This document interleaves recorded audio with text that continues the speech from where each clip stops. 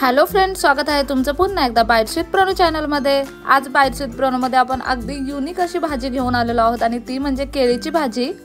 कच्च्या केळीची तुम्ही अजूनपर्यंत कधी भाजी बनवली नसेल तर ही रेसिपी नक्की बघा। त्यासाठी सगळ्यात पहिल्यांदा आपण इथे 3 कच्ची केळी घेतलेली आहेत। भाजी मार्केटमध्ये तुम्हाला ही अगदी इझिली मिळून जातील। आता सगळ्यात पहिल्यांदा या केळीचं आपल्याला साल काढून घ्यायचं आहे। चाकूच्या किंवा सोलांच्या साहाय्याने तुम्ही ही साल काढून घ्या, जसं तुम्हाला सोपं पडेल तसं।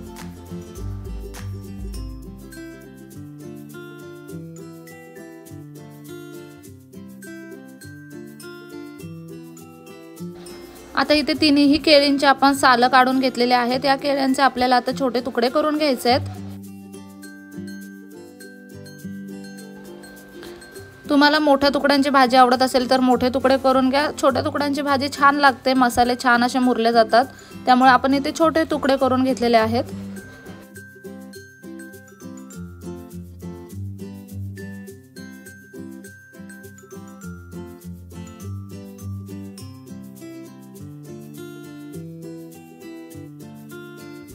आता ना केळी थोडीशी चिकट असते, त्याच्यामुळे आपण थोडा वेळ ही पाण्यात टाकणार आहोत। अशा पद्धतीने स्वच्छ पाणी घेतलंय आपण। हे केळीचे तुकडे आपण त्यामध्ये टाकलेले आहेत। साधारणतः 1 मिनिटभर आपण हे स्वच्छ धुवून घेऊयात आणि यातलं पाणी काढून घ्यायचं आहे। आता ही जी कच्ची केळी आहे ती सगळ्यात पहिल्यांदा आपल्याला उकडून घ्यावी लागतात भाजी बनवायच्या आधी, त्यामुळे इथे एक कढई घेतली आहे। ज्या कढईमध्ये भाजी बनवायची तीच कढई घ्या, त्यातच आपण केळी उकडून घेऊयात पहिल्यांदा। त्यामध्ये आता आपण पाणी टाकलंय, थोडंसं मीठ आणि थोडंसं हळद टाकलेले आहे याच्यामध्ये, आणि आता हे केळीचे तुकडे टाकलेले आहेत।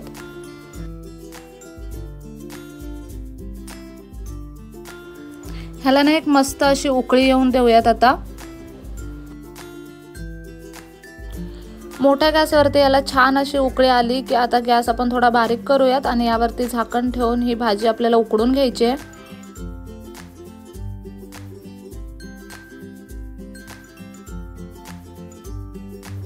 इथे तुम्ही पाहू शकता केळी मस्त अशी उकडली गेलेली आहेत। चाकूच्या साहाय्याने केळीची भाजी व्यवस्थित उकडली गेली आहे का हे चेक करायचं।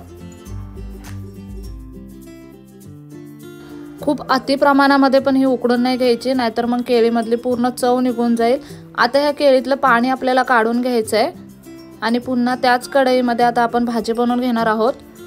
त्यासाठी सगळ्यात पहिल्यांदा कढई छान अशी गरम झाल्यानंतर त्यामध्ये तेल टाकलंय, साधारणतः 3 ते 4 चमचे इतकं, आणि फोडणीला आपण इथे जिरं मोहरी टाकलेला आहे।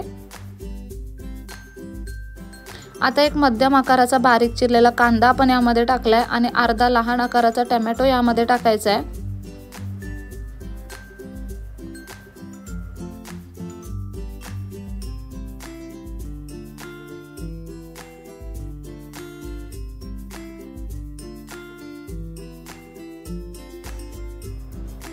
कढीपत्त्याची पानं टाकून घेऊयात आपण 5-6 ह्याच्यामध्ये।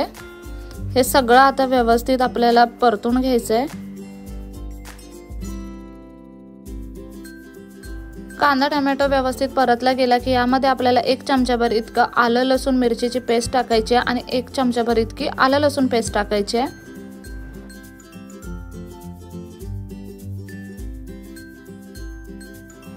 आता आलं लसूण पेस्टचा कच्चेपणा निघून जाईपर्यंत हे पुन्हा आपल्याला व्यवस्थित परतून घ्यायचं आहे।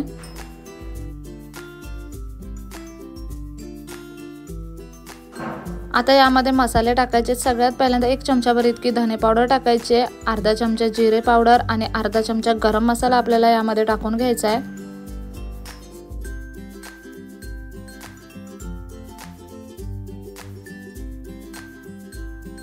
आता साधारणतः 1.5 चमचा इतकं लाल तिखट आपल्याला यामध्ये टाकायचं आहे। पाव चमचा इतके हळद टाकायची आहे आणि भाजीला मस्त असा फ्लेवर येण्यासाठी अगदी किंचितशी अशी कसुरी मेथी आपण यामध्ये टाकलेली आहे। हे सगळं व्यवस्थित आता मिक्स करून घेऊयात। आता ही जी उकडून घेतलेली केळी आहे यातलं पाणी आपण व्यवस्थित काढून घेतलेलं आहे।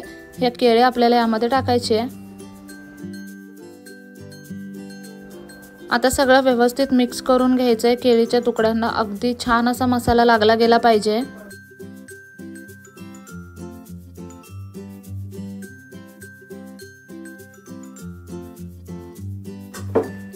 चवीप्रमाणे यामध्ये मीठ टाकून घेऊयात।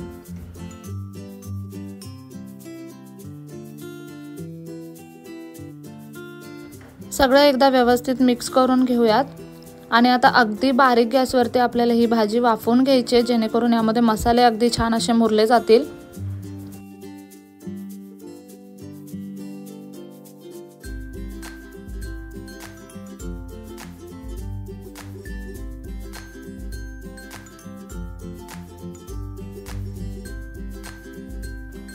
साधारणतः 4-5 मिनिटांसाठी आपण छान अशी भाजी वाफवून घेतलेली आहे।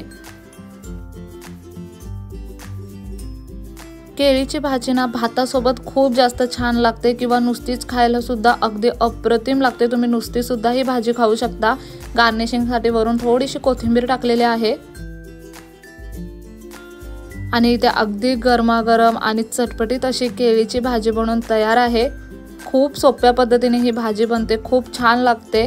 अतिशय युनिक अशी रेसिपी आहे। बरेच लोक ही भाजी घरी बनवण्याचं टाळतात। ही रेसिपी बघून खूप सोप्या पद्धतीने तुम्ही ही भाजी घरी बनवू शकता। नेहमी त्याच भाज्या खाऊन जर कंटाळा आला असेल तर ही रेसिपी तुम्ही डेफिनेटली घरी ट्राय करू शकता।